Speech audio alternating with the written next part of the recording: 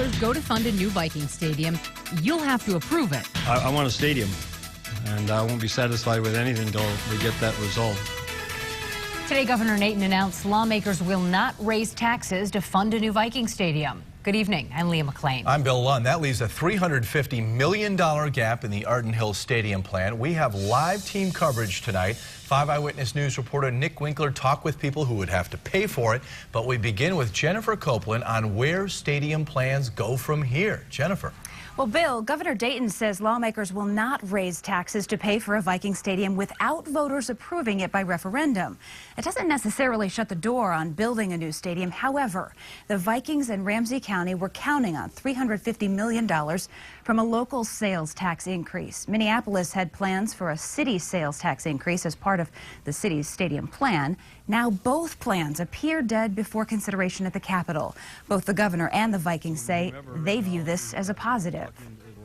The good news is we got everybody really focused on this project now and the leadership level, and meetings ongoing today and other meetings tomorrow, and so I think we're making good progress. We think it's progress today to move the process forward.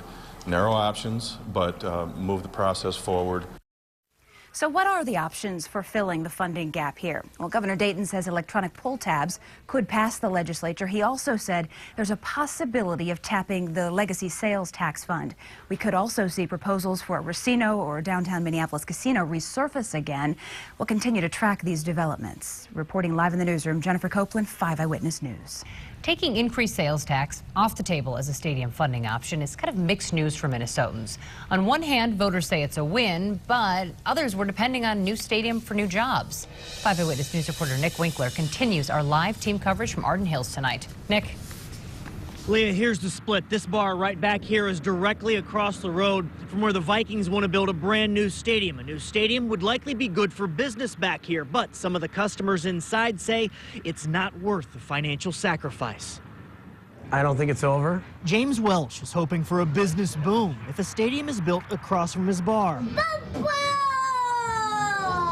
Now, he's just hoping the Vikings do not leave. The guys at Ramsey County have jumped a lot of hurdles to get this far.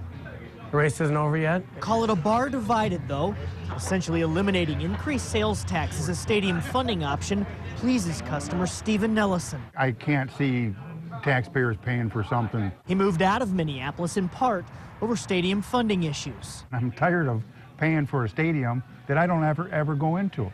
Now I move here in Mounds View, and they're moving the darn thing next door to me.